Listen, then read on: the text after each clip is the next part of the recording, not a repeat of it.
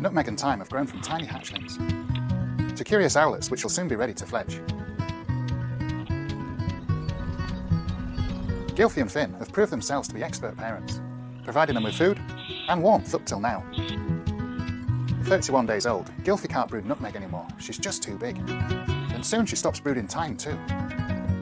But Nutmeg's there to ensure a little brother keeps warm. Both have started to explore the nest. Nutmeg even starts to stretch her wings. Thyme is 3 days younger, but he mimics his sister and stretches too, even though he hasn't quite found his feet yet. Nutmeg and Thyme are now more active and need lots of food. Luckily, first-time dad Finn is providing more than enough for both of them. But it's no easy task when tawny owls Bomber and Luna are constantly chasing Finn down. Over the next few days, Nutmeg's heart-shaped facial disc develops. This ginger fringing indicates that she's a female. There's just 3 days in between these chicks, but what a difference in size. Thyme is still growing well though, standing and stretching. Sister Nutmeg is ensuring he's eaten enough food, which is behaviour I've rarely seen before. She even passes him a mouse. Now the chicks no longer need constant attention. Finn starts prospecting for new nest sites. I'm wondering if they're thinking about trying for a second brood. I notice him at ash stump first. And then I see him at beach.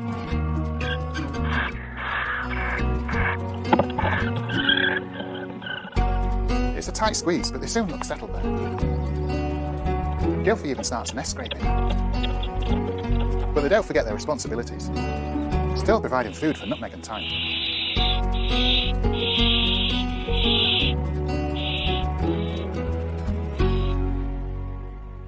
When she's 7 weeks old, Nutmeg decides to see what lies beyond the nest. She tries to make it up to the entrance, but fails and tumbles back. Today is not the day, and she returns to her brother's side. Towards the end of July, the chicks are looking restless. Nutmeg finally makes it to the entrance for the first time. She sees the outside world at last. Thyme looks on in envy.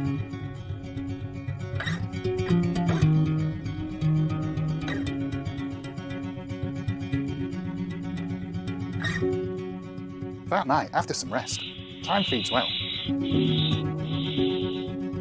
And the next day, after what looks like some gentle encouragement from Nutmeg, he tries to jump up to the entrance too, but he doesn't quite make it. Just as the chicks settle down for a well-earned rest, a wood pigeon lands on the entrance and enters the nest, jumping over to the ledge. It's amazing to now see Thyme protecting his older sister, after a month of her looking after him. His fierce posturing and calls is enough to see the pigeon off. Thyme seems pleased with his work.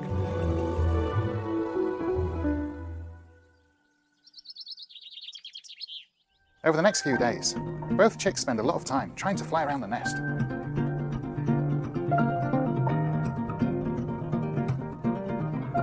Onto the ledge, and over to the entrance.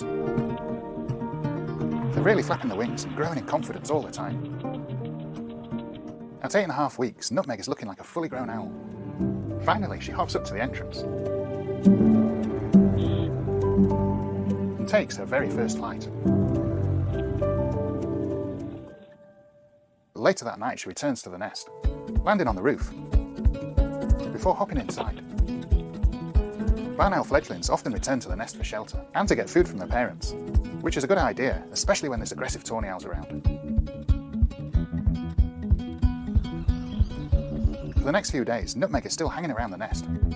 You can see the chicks still have a really close bond. As Nutmeg sits in the entrance one night, Thyme finally manages to join her, and also takes his first peek at the outside world. It's lovely to see them together, but he's not ready to go yet. So he's spending a lot of time on his own in Elmston.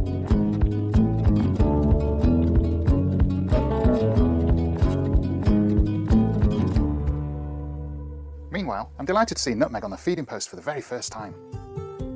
And she's even eating by herself, which is great news. But Finn is still making over 20 food deliveries during the night.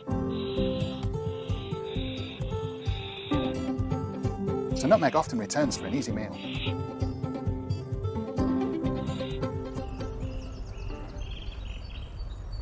Time has almost lost all of his fluffy down.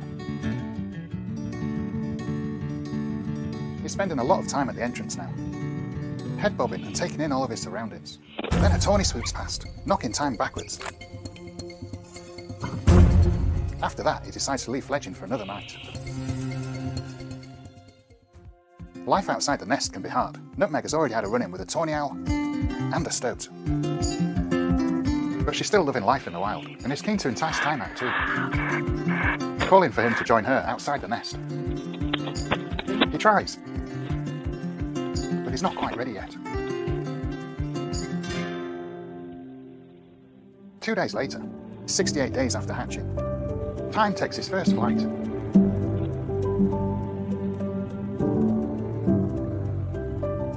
I still see Nutmeg regularly around the area, turning up on the feeding post. But after his fledge, I haven't seen Time again. I wonder what's happened to him.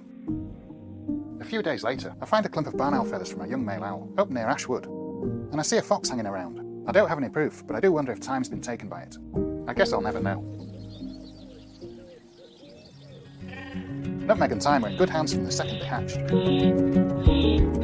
Gylfi is an experienced mother, and first-time dad, Finn, really gave his all, providing more than enough food to allow these owlets to grow into strong fledglings. It's wonderful I'm able to watch Nutmeg most nights, as she grows from a newly fledged youngster to a confident barn owl.